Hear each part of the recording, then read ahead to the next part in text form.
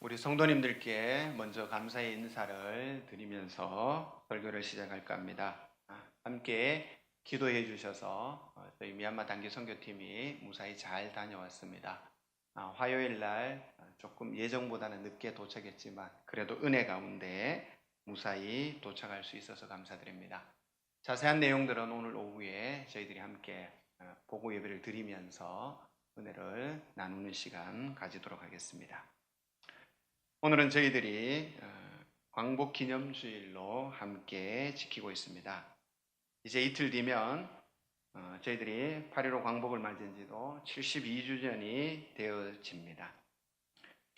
72주년을 우리들이 이틀 앞둔 이 시간 저희들이 광복 기념주일을 지킨다라고 하는 것은 하나님께서 이 나라와 이 민족 가운데 허락해 주신 자유와 그리고 또한 이 나라가 지금 이 자리에 설 수 있다는 것에 대한 그 은혜와 감사의 고백을 우리가 함께하는 시간임을 잊어서는 안 될 것입니다.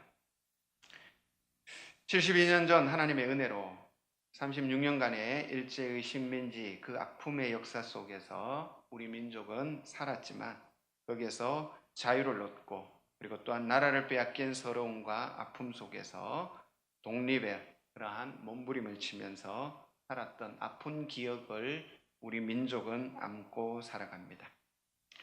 오늘 이 자리에 계신 대부분의 성도님들은 그 아픔을 직접 경험하진 않았지만 우리는 직접 경험한 자나 경험하지 못한 자나 동일하게 그 아픔의 응어리를 가슴에 안고 살아가는 현실입니다. 일제의 이란 침략과 침탈이 극에 달하던 1940년 12월 윤동주 시인은 나라와 민족을 빼앗긴 아픔과 슬픔을 한 편의 시로 고백했습니다. 그 시는 팔복이라고 하는 제목입니다. 윤동주 시인이 지었던 팔복이라는 시는 이런 내용입니다.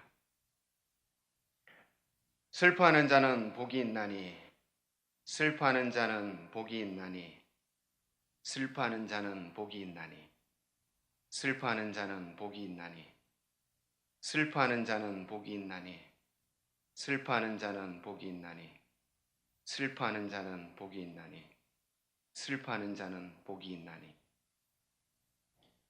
저희가 영원히 슬퍼할 것이요. 윤동지 시인은 산상수훈에 등장하고 있는 예수님의 팔복이라고 하는 그 복에서 시상을 떠올리며 그는 우리 민족의 아픔 그리고 또한 우리 민족의 슬픔을 팔복이라는 제목으로 이 시를 쓰면서 그는 8번의 복을 슬퍼하는 자로 다 고백합니다. 그리고 또한 그 8가지 복의 마지막 그가 누리는 복은 저희가 영원히 슬퍼할 것이다 라고 하는 이러한 이야기입니다. 윤동주 시인의 이 슬픔의 깊이를 도저히 해결할 수 없는 자기 자신의 한계 그리고 또한 이 민족의 한계 이런 것들을 잘 보여주는 시라고 할 수 있습니다. 영원히 정말 우리들에게 오지 않을 것 같은 이 슬픔을 닦아줄 이 슬픔의 눈물을 닦아줄 그러한 자유가 영원히 오지 않을 것 같았던 그 자유는 그가 28세가 되던 나이 1945년 2월 16일 그가 죽은 이후 사망 이후 6개월 뒤에 해방이라고 하는 이름으로 우리 민족에게 찾아왔습니다. 이 해방의 사건은 우리의 그 어떤 노력으로 이루어진 것도 아니고 그리고 또한 우리들의 어떤 대가로 이루어진 것도 아닙니다. 그저 세계의 역사 그리고 또한 2차 대전의 마지막에 종전의 그 역사를 우리들이 살펴볼 때 온전히 하나님의 은혜라고 하는 것을 우리는 고백할 수밖에 없습니다. 이러한 고백 속에서 이 나라가 지금까지 이 해방의 자유를 누리며 살아갈 수 있다는 것은 하나님께서 우리들에게 허락한 큰 은혜임을 우리는 분명히 기억해야 할 것입니다. 그리고 또한 그 은혜에 감사하고 나아가는 그러한 시간이 되기를 간절히 소망합니다. 오늘 저희들이 읽었는 이 본문은 이스라엘 백성들을 고통 중에서 정말 우리 민족이 경험했던 그 아픔과 슬픔의 역사 속에서 새로운 빛과 희망으로 다가올 이스라엘의 메시아의 성취에 관한 내용의 기록입니다. 하나님께서 그들에게 약속하셨던 메시아가 이 땅에 다시 온다라면 그 메시아는 오늘 저희들이 함께 읽었던 이 본문의 일들을 행할 그러한 분이다라고 하는 것을 이야기합니다. 이 땅에 오신 메시아의 일은 하나님께서 창조하신 창조의 원형을 새롭게 회복하시는 분입니다. 예수님의 십자가의 사건은 이 세계 그리고 또한 우리의 영과 육이 깨어지고 망가져버린 우리들의 현실을 하나님의 새로운 창조의 질서 세계로 인도하는 그러한 재창조의 사건이라고 하는 것을 우리는 잊어서는 안 될 것입니다. 바꾸어서 이야기한다면 예수님의 십자가의 사건은 단순한 인간의 영혼을, 인간의 육신을 구원하기 위한, 인간만을 위한 십자가의 사건이 아니라 전 우주적이고 그리고 또한 이 세상의 하나님의 창조의 모든 피조물들이 하나님의 회복을 향하여서 나아가는 그러한 창조의 하나님의 새로운 회복의 사건이라는 것을 이야기하는 것입니다.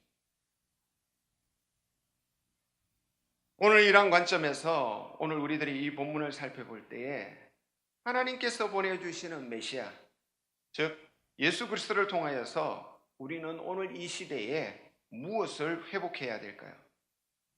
먼저 오늘 본문 1절 가운데서는 이렇게 이야기하고 있습니다. 마음이 상한 자, 그리고 또한 포로된 자, 그리고 갇힌 자의 회복을 이야기하고 있습니다. 마음이 상하고 포로되고 갇힌 자라고 하는 것은 이것은 이스라엘 민족이 역사적으로 현실적으로 그들이 경험하였던 그러한 사건들입니다. 바벨론의 포로의 아픔 속에서 그리고 또한 그들로 인하여서 구속되고 그리고 또한 갇히고 매였던 그들의 역사 속에서 하나님의 회복의 역사를 꿈꾸며 기다리고 있는 이스라엘의 모습을 이야기합니다. 특별히 오늘 본문 1절에서 이야기하고 있는 마음이 상한 자라고 하는 이 부분은, 마음이라고 하는 이 단어는 동시에 심장이라고 하는 단어와 동일한 단어입니다. 이 말의 의미는 마음과 심장이 산산이 조각나서 깨어져 버려서 더 이상 형체를 알아볼 수 없는 그러한 상태를 이야기합니다. 마치 유리병이 바닥에 떨어져서 완전히 깨어져서 도대체 이 유리 조각이 어떤 모양이었는가를 알 수 없는 그러한 상태와 같은 이 사람들의 마음을 이야기하는 것입니다. 그것은 바로 고통의 극심한 고통 속에서 그들의 마음이 더 이상 온전히 회복될 수 없고 그리고 또한 자신의 마음의 원래의 모형을 그리고 또한 원래의 형태를 찾아갈 수도 없고 상상할 수 없는 그러한 이스라엘 민족들의 아픔과 슬픔을 나타내는 그러한 단어입니다. 이같이 마음의 큰 상처를 안고 살아가는 이 땅의 사람들을 향하여서 하나님께서는 메시아 그리고 또한 그들의 압제와 비팍 속에서 살아가고 있는 많은 사람들을 향하여서 하나님께서는 오늘 우리들에게 우리 주 예수 그리스도를 보내주신 사건을 이야기합니다. 이러한 사건 속에서 그 메시아, 우리 주 예수 그리스도께서 오시는 그 날에는 두 가지 새로운 역전적 사건이 일어남을 이야기합니다. 그것은 2절에서 이렇게 이야기하고 있습니다. 저희들이 2절을 다시 한번 같이 한 목소리로 한번 읽어보도록 하겠습니다. 함께 읽겠습니다. 여호와의 은혜의 해와 우리 하나님의 보복의 날을 선포하여 모든 슬픈 자를 위로하되. 아멘. 2절에서는 여호와의 은혜의 해와 하나님의 보복의 날이라고 하는 이 표현을 쓰고 있습니다. 하나님의 메시아가 이 땅에 오시는 그날 하나님의 여호와의 은혜의 해가 선포되어짐을 이야기합니다.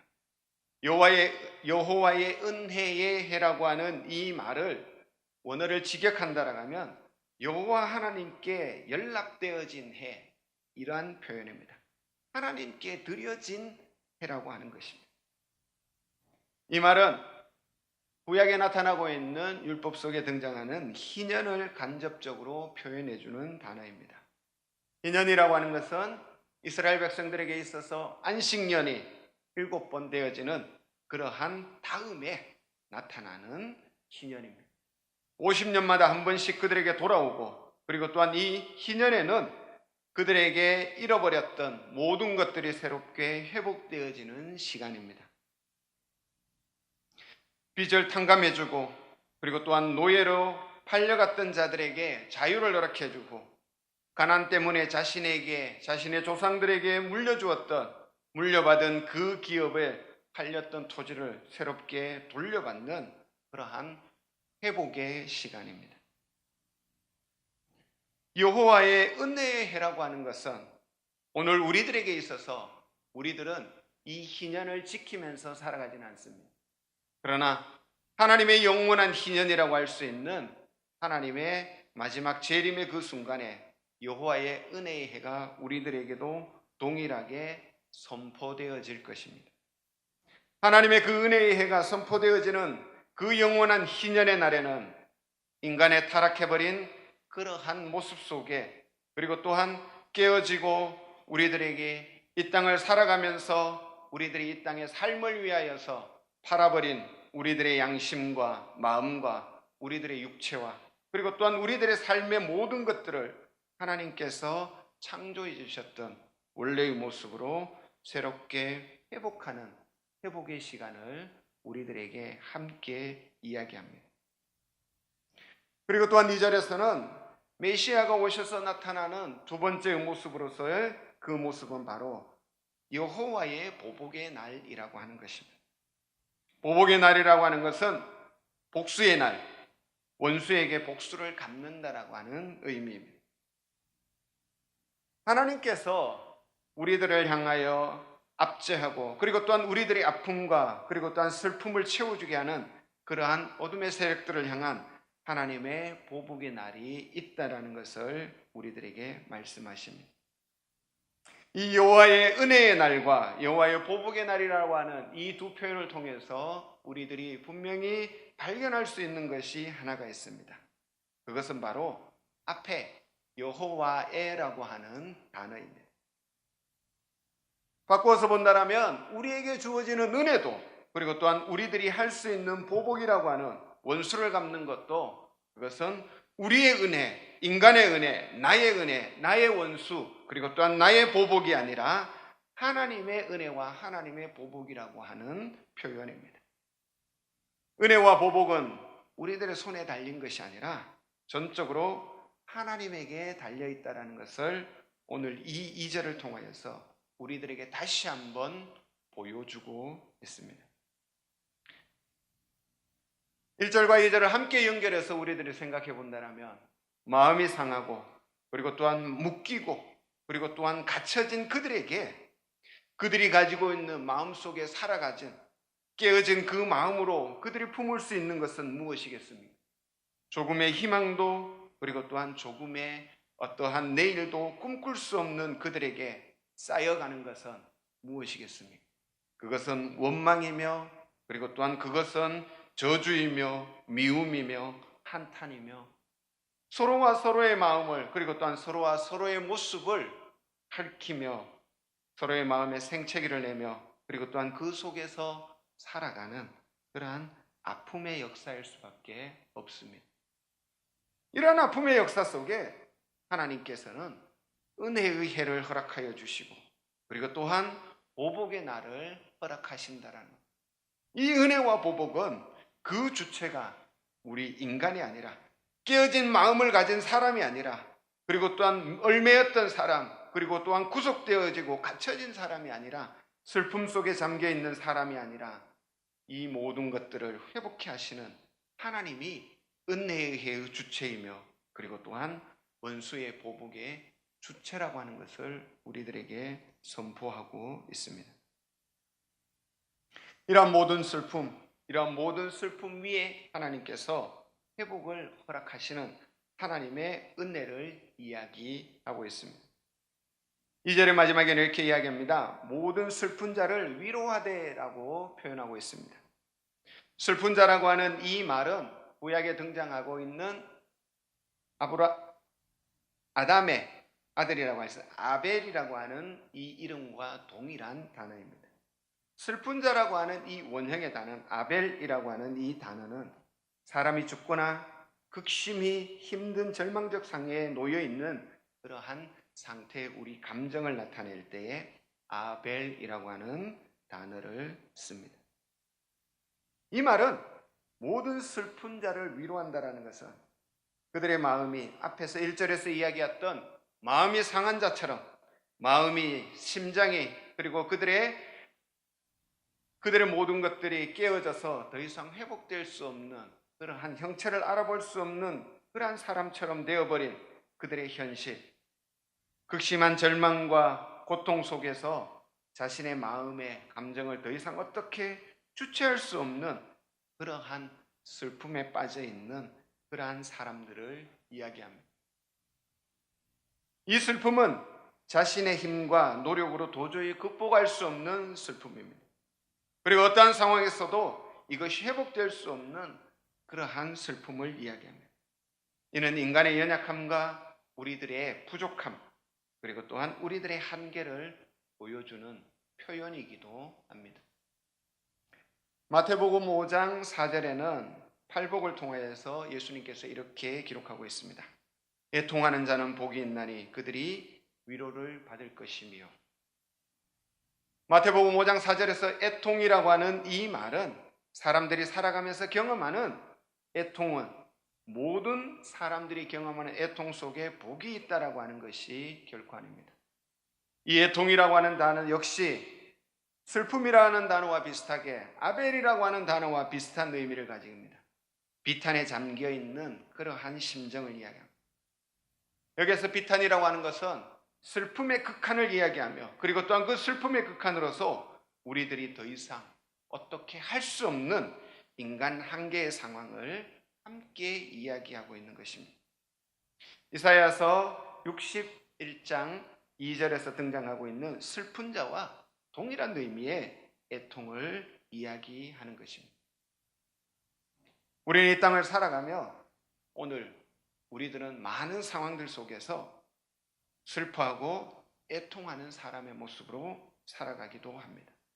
그것은 다름이 아니라 우리 자신의 부족함과 우리 자신의 연약함과 우리 자신의 한계 때문에 그러한 속에서 살아갈 수밖에 없습니다. 우리는 이러한 슬픔과 애통이라고 하는 이 죄의 현실 속에서 우리는 살아갑니다. 때로는 그것이 육신의 현실로, 때로는 우리들의 마음의 현실로 우리는 경험하게 됩니다. 이러한 우리들을 향하여서 하나님께서는 우리 주 예수 그리스도를 보내시고 그리고 또한 이 슬픔으로 그 애통으로부터 우리들에게 새로운 자유를 허락하시는 분이십니다. 메시아께서 오셔서 우리 주 예수께서 오셔서 우리들 가운데 이 회복의 모습을 오늘 이사야 선지자는 3절을 통하여서 보여주고 있습니다. 3절의 말씀은 이렇게 기록하고 있습니다. 무릇 시온에서 슬퍼하는 자에게 화관을 주어 그 죄를 대신하며 기쁨의 기름으로 그 슬픔을 대신하며 찬송의 옷으로 그 근심을 대신하시고 그들이 의의 나무 곧 여호와께서 심으신 그 영광을 나타낼 자라 일컬음을 받게 하려 하심이라. 메시아께서 오셔서 이들에게 허락되어지는 것은 슬픔을 대신하여서 화관을 허락하시고 그리고 또한 슬픔을 대신하여서 그들에게 기쁨의 기름을 허락하여 주시고 그들에게 근심을 대신하여 찬송의 옷을 입혀주는 회복의 모습을 우리들에게 보여줍니다. 하나님을 믿는다라고 하는 신앙은 오늘 우리들의 슬픔과 애통, 우리들이 더 이상 극복할 수 없는 죄의 현실과 아픔들을 하나님 앞에 내어놓고 우리들에게 화관으로 그리고 또한 기쁨의 기름으로 그리고 또한 찬송으로 옷으로 우리를 덧입히기 원하시는 그 우리 주 예수 그리스도를 만나고 경험하는 것입니다. 우리들의 믿음의 고백 속에는 이 만남의 사건이 있어야 하는 것입니다. 이 만남의 사건을 통하여 우리는 이 땅의 우리들의 슬픔, 우리들이 더 이상 어찌할 수 없는 한계에 다다라버린 우리들의 아픔과 슬픔을 하나님의 그 은혜로 우리들은 회복의 기쁨의 역사로 바꿀 수 있는 것입니다. 찬송이라고 하는 것은 언제 우리들에게 나올 수 있습니까? 찬송이라고 하는 단어와 대비되어지고 있는 3절의 근심이라고 하는 이 단어는 원래 탈색되어지다, 그리고 또한 어두컴컴하다라고 하는 뜻을 가지고 있습니다. 우리 마음의 원래의 색깔을 고난과 고통 속에서 세상의 세파에 시달리면서 우리들의 마음의 원래의 색을 잃어버린 그러한 상태, 그리고 또한 우리들의 마음에 그 어둠의 그늘이 점점 드리워져 어두컴컴해져 버린 그 마음의 상태를 근심이라고 이야기합니다. 이러한 마음을 메시아는 오셔서 그 마음에 노래를 허락하신다, 찬송을 허락하신다라는 것입니다. 구원받은 자에게 하나님께 드리는 기쁨의 고백이 바로 찬송입니다. 슬픈 자에게 찬송이, 노래가 있을 수 없습니다. 근심이 있는 자에게 노래가 있을 수 없습니다. 하나님의 그 구원의 기쁨 속에서 하나님을 향하여서 노래하게 하는 이러한 존재로 회복되어지는 그 사건이 바로 오늘 우리의 사건이라고 하는 것입니다. 오늘 우리는 우리 민족의 아픔의 역사를 돌아보며 8.15 광복 기념주의를 통하여서 우리들은 우리 민족이 경험했던 슬픔의 모습들을 돌아보았습니다.